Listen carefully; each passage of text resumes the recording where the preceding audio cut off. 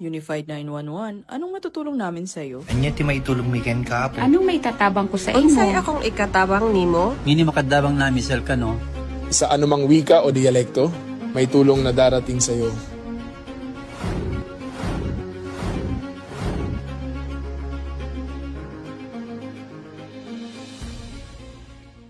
Lilingkod sa bawat Pilipino at magbibigay ng tamang impormasyon para sa tahimik at maayos na Pilipinas. Police News Network, alagad ng batas, tagapagtaguyod ng balitang pulis, sandigan ng mamamayan, patnubay ng katotohanan. Kampo Krame, maghahatid ng pinakahuling kaganapan at nagbabagang balita. Ito ang PNN Police News Network. At ngayon, ang inyong mga tagapagbalita.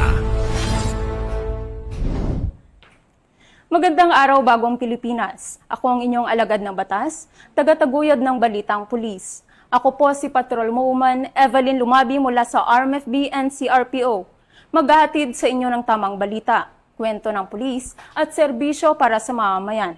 At ito ang PNP News Online. Ang pangunahing balita ng Police News Network, alagad ng batas, tagataguyod ng balitang pulis.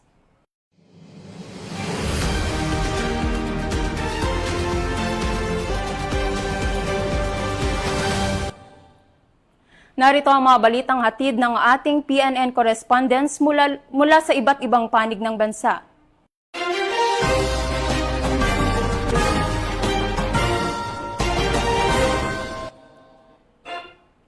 Sa pagpapalakas ng kahandaan, kasanayan particular na sa mga police operation, sumailalim ang Cebu City Police Office sa isinagawang proficiency firing sa Cebu City. Ibabalita yan ni Patrolwoman Flora May Azares. Formal na inilunsad ng Cebu City Police Office ang Proficiency Firing Program sa pangunguna ni City Director Police Colonel George B. Ilanan sa CCPO Firing Range sa Camp Sotero, Cabahog, Cebu City noong Hunyo 2 taong kasalukuyan. Dinaluhan ang programa ng mga opisyal at tauhan ng CCPO kasama ang mga kinatawan ng Cebu City Peace and Order Council na sina Konsehal Paul Labra at Arnel Tansingco. Binigyang diin sa aktibidad ang kahalagahan ng patuloy na pagsasanay upang mapanatili ang disiplina, katumpakan at responsableng paggamit ng armas. Matapos ang seremonya, isinagawa ang mga natatakdang firing exercises sa ilalim ng mahigpit na pangangasiwa ng mga range officers at safety personnel.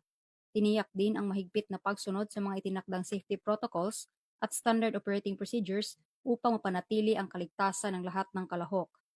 Ayon sa CCPO, mahalaga ang programa sa pagpapalakas ng kahandaan, kumpiyansa at profesionalismo ng mga pulis sa pagtugon sa mga insidente at pagpapanatili ng kapayapaan at kaayusan sa Cebu City sa ilalim ng adhikain ng Philippine National Police, bagong PNP para sa bagong Pilipinas, serbisyong mabilis, tapat at nararamdaman.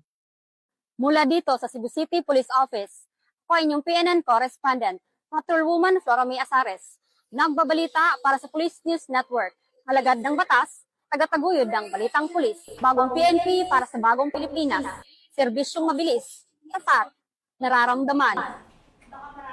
Maraming salamat, Patrolwoman Azares. Arestado ang isang 24 anyos na lalaki matapos mahuli sa buy-bus operation ng operatiba ng Valencia City PNP.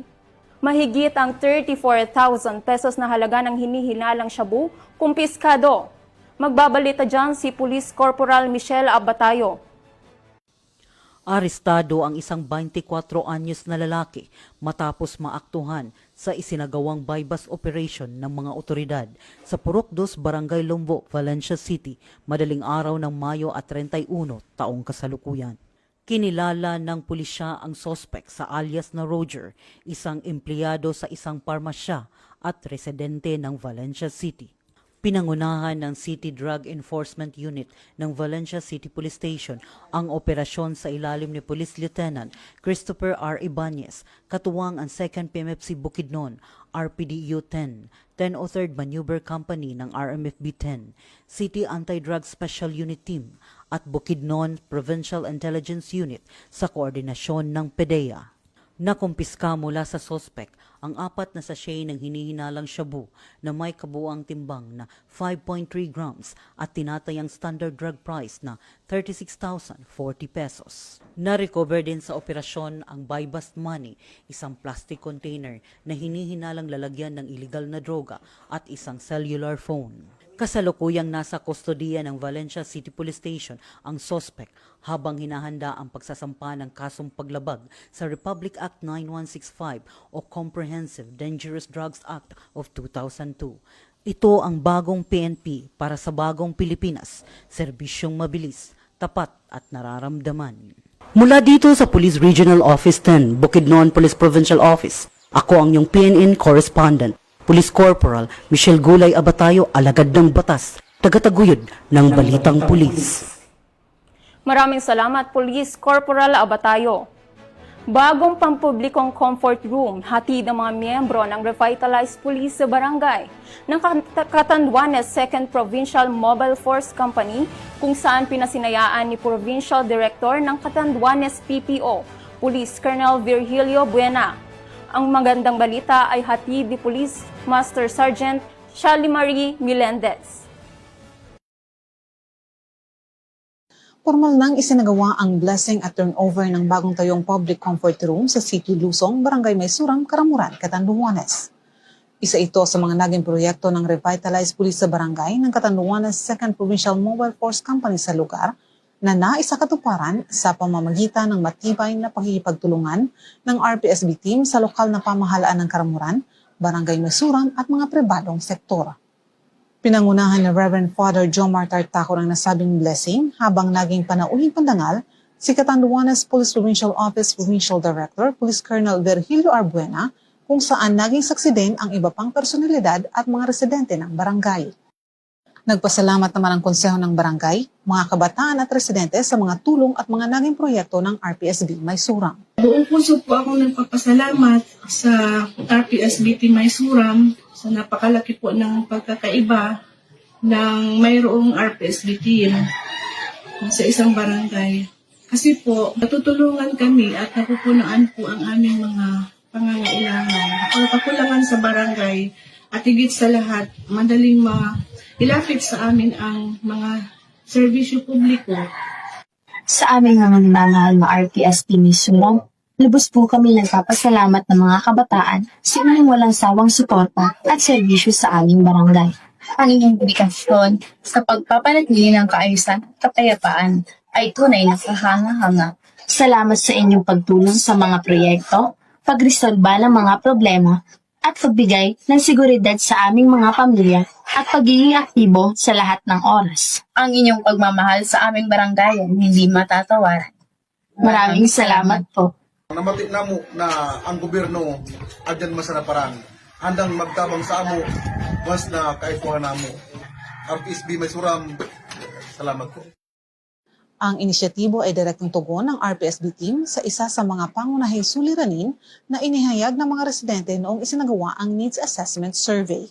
Bukod sa pagbibigay ng mga halagang akses sa sanitasyon at kalinisan, layunin ng bagong pasilidad na iangat ang pangkalahatang kapakanan ng komunidad na maghahatid ng mas malusog, mas ligtas at mas marangal na pamumuhay para sa mga residente ng Barangay Maysuram.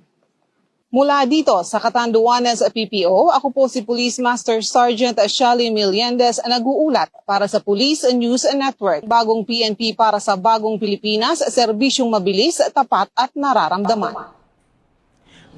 Maraming salamat, Police Master Sergeant Melendez. Mahigit 600,000 halaga ng marijuana ang sinunog ng mga otoridad sa Kibungang, Benguet sa isinagawang anti-illegal drug operation.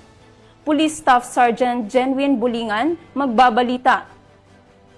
Mahigit 651,600 pisong halaga ng pinatuyong marijuana sinunog sa Kibungan, Benguet. Diskubre at agad na sinira ng mga otoridad ang tinatayang mahigit 5 kilo ng pinatuyong marijuana stocks na may footing tops na may kabuoang standard drug price na 651,600 piso sa isang marijuana eradication operation sa Sitio Tableo, Barangay Bado, Kibungan, Benguet noong Hunyo 1 taong kasalukuyan. Nagawa ang operasyon mula alas 6 ng umaga hanggang alauna ng hapon sa pangunguna ng Kibungan Municipal Police Station. Katuwang ang iba't ibang unit ng kapulisan at mga ahensyang nagpapatupad ng batas laban sa iligal na droga. Ang operasyon ay sinagawa sa bisa ng PDEA Certificate of Coordination bilang bahagi ng kumpanyang Oplan Ultimate Grass Cutter ng Benguet Police Provincial Office sa iligal na pagtatanim at pagproseso ng marijuana. Ayon sa ulat, natagpuan ang pinatuyong marijuana sa loob ng isang communal forest sa naturang lugar.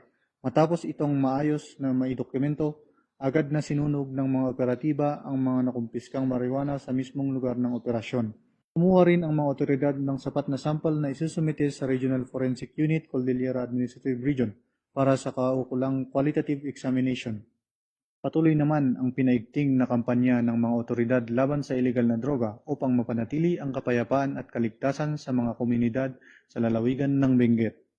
Mula dito sa La Trinidad, Benguet, ako ang inyong Police News Network Correspondent, Police Staff Sergeant Genuine Bulingan, alagad ng batas, tagataguyod ng Balitang Pulis.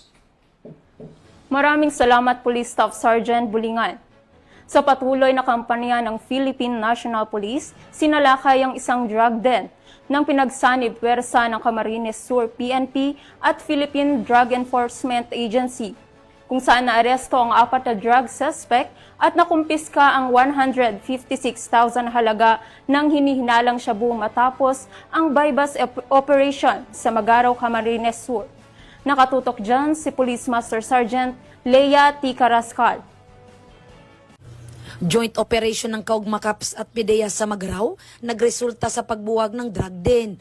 4 na pusher arestado, 156,000 piso na halaga ng shabu nasamsam.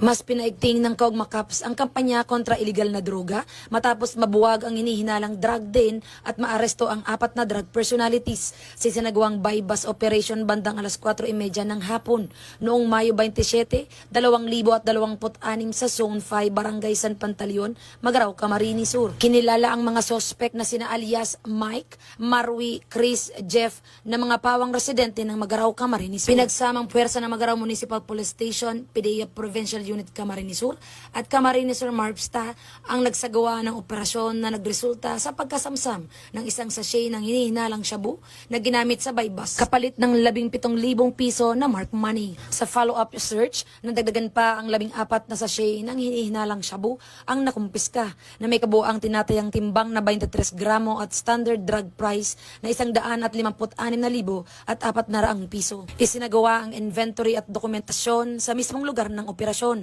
sa presensya ng mga suspect at insulating witnesses at fully recorded gamit ng body-worn camera na ipabatid sa mga naaresto ang kanilang mga karapatan sa ilalim ng saligang batas at kasalukuyang nasa kustodiya ng PDEA Camarines Sur para sa kaukulang disposisyon habang isinasa ilalim sa chemical examination ang mga nakumpiskang ebidensya. Ayon kay Police Colonel Virgilio O. Olalia Jr., Provincial Director ng Camarines Sur Police Provincial Office, nananatiling buo ang determinasyon ng kapulisan sa pagtugis sa mga sangkot sa iligal na droga sa lalawigan. Aniya, patuloy ang mas pinaigting na operasyon at koordinasyon ng mga law enforcement agencies upang mapanatili ang kaligtasan ng komunidad. Patuloy namang isinusulong ng bagong PNP ang pinaigting na kampanya kontra iligal na droga bilang bahagi ng advokasya para sa isang ligtas, maayos at disiplinadong pamayanan. Mula dito sa Camarines Sur Police Provincial Office, ako po si Police Master Sergeant Leia T. Carrascal, nag-uulat sa Police News Network. Bagong PNP para sa bagong Pilipinas. Serbisyong mabilis, tapat at nararamdaman. Maraming salamat Police Master Sergeant Carrascal. At yan ang mga balitang nakalap ng ating mga PNN correspondents mula Luzon, Visayas at Mindanao. Para sa mas malawak at mabilis na ulat ng mga balita, huwag kalimutang mag-like, follow and share sa aming official social media accounts ng Police News Network. Tutok lang sa aming YouTube channel para sa mga live stream at replays. At i-follow kami sa X account para sa mga real-time updates at Facebook account ng Police News Network. Manatiling mapagmatsyag at laging alamin ang totoo. Bago tayo magtapos, muling pinaalalahanan ng Philippine National Police at Department of the Interior and Local Government ang publiko na sumunod sa mga umiiral na lokal na ordinansa sa ilalim ng ipinatutupad na Safer Cities Initiative upang mapanatili ang kaayusan, kapayapaan at kaligtasan sa mga komunidad. Samantala, hinihikayat rin ng publiko na maging mapagmatsyag at agad na iulat sa mga otoridad ang anumang kahina-hinalang aktibidad. Sa ngalan ng pamunuan ng Philippine National Police, sa pangunguna ni Chief PNP Police General Jose Melencio Nartates Jr. at sa pamumuno ni President Ferdinand Bongbong Marcos Jr., kami ay maglilingkod sa bawat Pilipino at magbibigay ng tama at balanseng balita. Mula rito sa tanggapan ng tagapag-ugnay ng Pambansang Pulisya, kami ang inyong alagad ng batas, tagataguyod ng balitang pulis. Ako ang inyong tagapag-ugnay, Patrolwoman Evelyn Lumabi mula sa RMFB and CRPO. Maghahatid ng tamang balita, kwento ng pulis at serbisyo para sa mamamayan. At ito ang PNP News Online. At ito ang bagong PNP para sa bagong Pilipinas. Serbisyong mabilis, tapat at nararamdaman.